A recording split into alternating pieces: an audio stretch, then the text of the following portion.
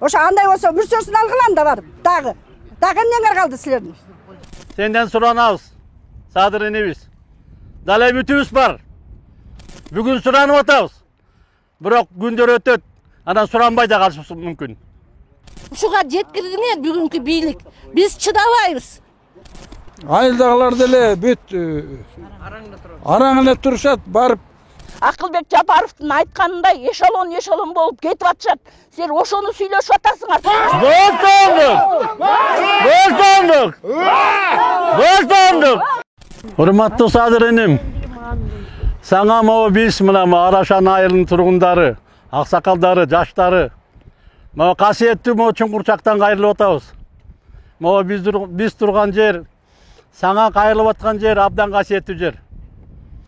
Biz сага кайрылып аткан себебибиз ушул биздин балдарды ушул 6 жыл татынакай мыйзам түрүндө иштеп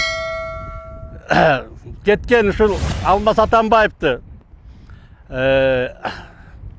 ошо Алмаз Атамбаевдин жардамчысы болуп жүргөн такыр билбейм бир момун татынакай бир киши Фарид Ниязовду ошол эле биздин чүй тургуну Туйгуналы Абдырайымовду баарын ушу жөн-жөрдөн камап ушу 3 жылдан бери абдан эзип эч бир эчтекелери жок.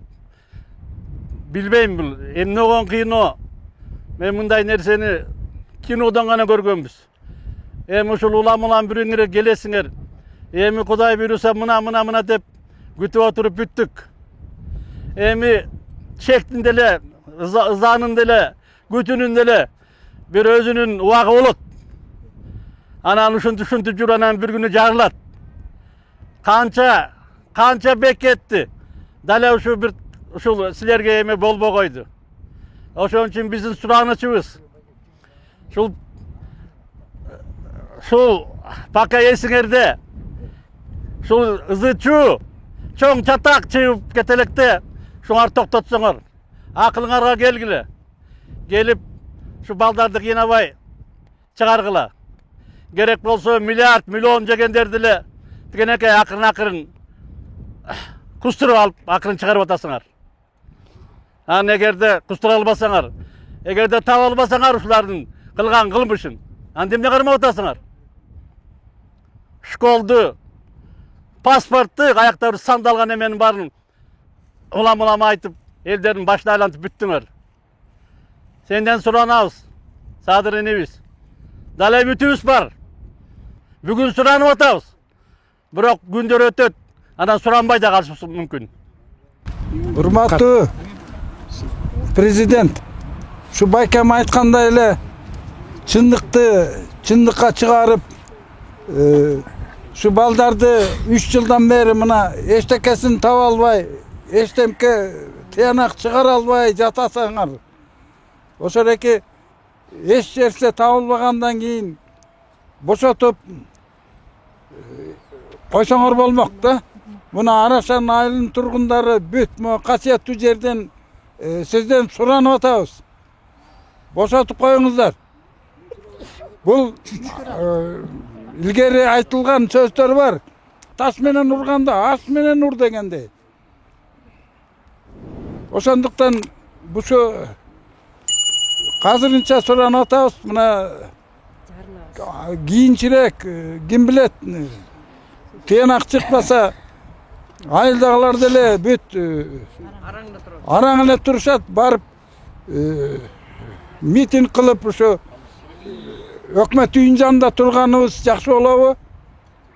Ошо суранышты жакшылап териштирип, анан күнөөсү жок болгондон кийин бошотуп койсоңор туура болмок деп ойлоймун да.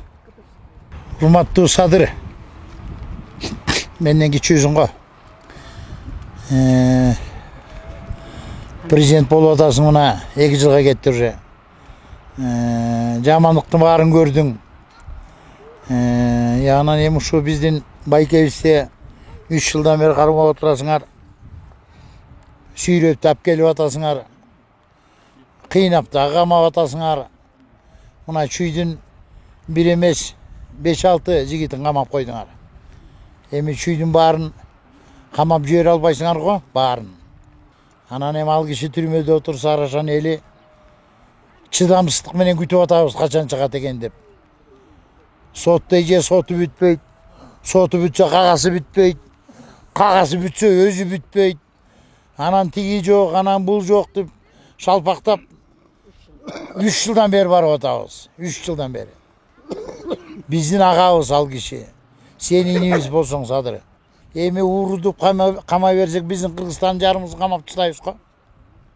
Баары сенин жаныңда жүрөт ошейинде. Уурлардын баары. Эмне дейсиз эми? Ошо биздин агабызды чыгарып бергиле. Анан мына көрүп атасыңар, Атамбаев эми возрастка келип калды. 66-га мына чыгабы быйыл? 67-ге кетет эми. Анын өсөр калган жок, өлөр эле калбаса. Өлбөй да койсун.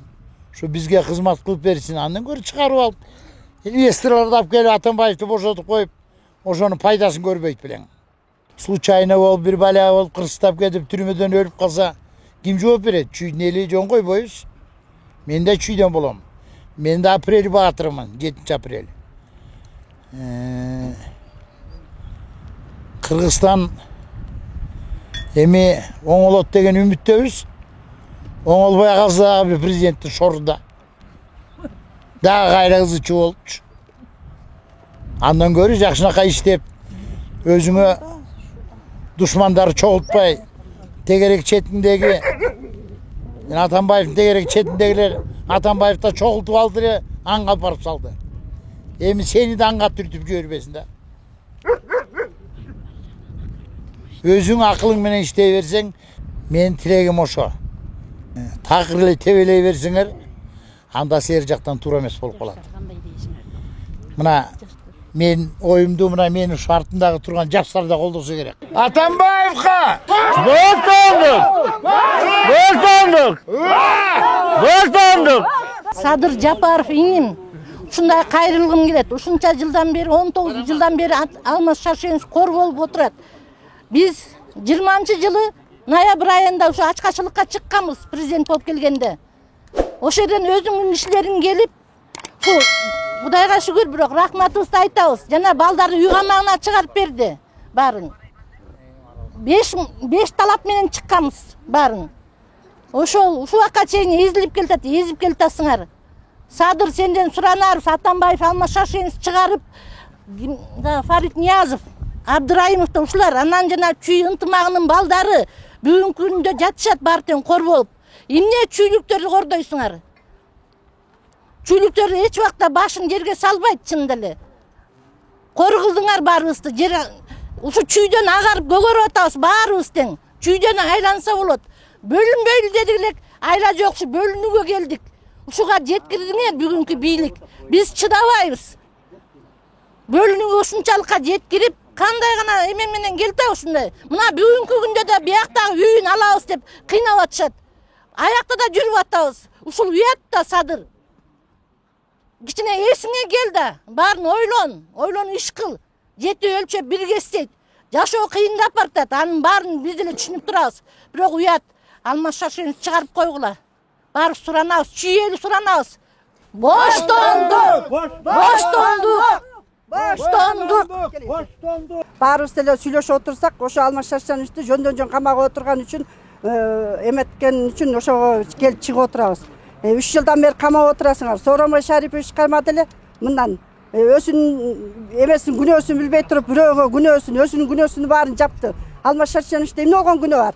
Мисалы үчүн Бакиев кетти эле, болгон 98 баланы кырып алып, эменин баарын, Кыргызстандын баарын талкалап алып кетти эле. Ошонун баарын бутунан тургузуп, элди жакырчылыкка чыгарып, баарыбызды эме кылып, пенсияларыбызды, зарплаттарын көбөйтүп, Москвада жашаган балдарга тиги эме түзүп, шарт түзүп берип, аларды тең куугунтук кылып атканда кандай кылып сонун шарт түзүп берди. Баары тең азыр Кыргызстан правасы менен айдап жашап, эн атасын багып атат, балдарын иштеп атат балдарыбыз. Ошолорду кичине байкабай этип койсоңор болот. Анысы аскерге үйүн талашып атасыңар. Үйүн эмне талашасыңар? Андан кийин келсе Сооронбайдын Оштогу үйүн алгыла. Садырдын эмесине үйүн алгыла. Деле көлдө үйүн. чүйдө өзүнүн элинде жеринде жашаткан үйүнүн эмне ишиңер бар силердин? Андан калса атасынын үйүн талашасыңар. Атасынын да акыгар да жок. Ал деген 53-жылы салынган үй экен. Эме салынган ал кишиде согушкар ушу систи ушу даражага жеткенде ошо Шаршен ата. Ошо Шаршен атанын үйүн алган акыгар да жок силердин. Ошо арбага уруп кетсин силерди. Ошо андай болсо мүрсөсүн алгыла да барып дагы. Дагы эмнеңер калды силердин? Алма Шаршеновке эмне мынча жабышасыңар? Жабыша турган акыңар да жок. Мага месе бар эмне чүйдө элдин баарын камап алабыз атасыңар. Камап албайсыңар. Акың эл турат. Силер биз турабыз. Биздин артыбызда да миңдеген кишилер турат. Эмет. Жөн койгула, тынчыраак койгула. Чыгарып бергиле. Мен чүйдөн болбойм. Мен Нарын областынан, Жумгал районунан болом, бирок чүйдө жашаганыбызга 30 жыл болду. Кайсыл жердин суусун ичсең, ошол жерин жердесең, кайсыл жердин дамытасаң, ошол жердин мырда дейт. Мен чүйдүн эли менен каны жинибиз, небере чөбөрөлүү болуп, бала акыралуу болуп, ушул жерде өсүп өндүк. Мен чүйлүктөрдүн ушундай кеңпейил, аябай токто, орус мүнөз, тынч эле экенин билем. Ошондуктан канчалаган элдин баары тети Оштон бери, чет өлкөдөн бери, каяктан бери, аз керек болсо арабтардан бери ушул чүйдүн жерине, элинин тынчтыгына карап ушул жерге баардыгы тең тегеректеп жыйналып атышат. Бул эми темага кайрылганда Кой Таш окуясынын жаралышы, кайдагы бир бандитти шылтоо кылып 20дан ашык кишиге иш козгойбуз деп туруп, жалгыз Атамбаевди камап жибериши, эми ошо Кой Таш окуясы тынч турган элге барып, мыйзамды бузуп, сооронбай өзүнүн бийлигин сактап калыш үчүн ошо элдерге ок атып, элдин баарын тең бытыратып, канчалаган элди жарадар кылып, канчалаган элди түрмөгө салып, Атамбаевдин өзүн баш кылып туруп салып койду, Фарид Ниязовду. Ошол мыйзамчыстыкка эле жандары батып турган эл шайлоого каршы чыгып ошол жерге келишти. Ошол жерге келип чогулуп турган элге дагы ок атып, мынакей элдин баарына кандай кордуктун баарын көргөздү. Канча бала жарадар болду, канчалаган адамдар запкы жеди. 2-3 бала каза болду бул жерде. Анан бул Атамбаевден эле өч алуу болуп атат, өч алуу. Эмне Атамбаев эмне кылыптыр? Элге Атамбаевдай болуп кемиштептир, Атамбаевдар болуп кезди, Атамбаевдай болуп кезди, тетисти, жолдорду, музейлерди, элдин жашоо шартын ким оңдоптур? Элдер аябай жакшы жашап атчыбыз, байкерчиликте жашачубыз, тынчтык болчу. Азыр дайыма страх менен жашап атышат элдер. Күндө кымбатчылык өсүп жатат. Ушул Сооронбайдын мыйзамсыздык жазап, туура эмес сотторго заказдарды берип, Атамбаевди каматып, жалган доолордун баарын, дооматтардын баарын жаап, ушундай Атамбаевди Батукаев боюнча эми чыкса бир бандит чыгып кетти өлкөдөн. Андай бандит эмес, өлкөгө пайдалуу Орхан Инанды деле чыгарып ишти го. Керек болсо сатып жиберишти деп атышат. А ушул бир бандит чыгып кеткен эле эмнеге ушул 6 жыл бою элине кызмат кылган президентти ушундай адамды камап салышат? Азыркы күндө Атамбаевди үй жайынан да ажыратканга аракет кылып атасыздар. А эмнеге Атамбаевди эле ушунчалык куугунтукка алып атасыңар? Атамбаев эмне эл душманыбы? Наоборот, эл жакшы көрөт бул адамды, чыгарып койгула. Кара адамды мынча эмне кордойсуңар? Силер өзүңөр мыйзамдуу иш жүргүзүп атсаңар бир жөн, силерди эл колдоп атса бир жөн. Канча проектлерди киргизип атасыңар? Уш бир проектиңер колдоого алынып атабы? Эч бир проектиңер колдоого алынган жок. Казиноңор, ККМКңар, жаңы Ысык көл гостиницасын бардыгын бузуп талкалап, Манас ордосун талкалап, ошо Манас айткан атактуу Манасчыны дагы кууп салдыңар. Чыгып кетүүгө аргасыз болду. Канча адамдар, кыргыздын канчалаган жаштары, күчтөрү, кыргыздын мен деген жаштары, кыздарынын баары чет өлкөгө Акылбек Жапаровдун айтканындай эшелон болуп кетип атышат. Силер ошону сүйлөшүп атасыңар, чет өлкөгө улам чыгып, жаштардын чыгып кетишине шарт түзүп атасыңар. Кары-картаңдар калабы бул жерде?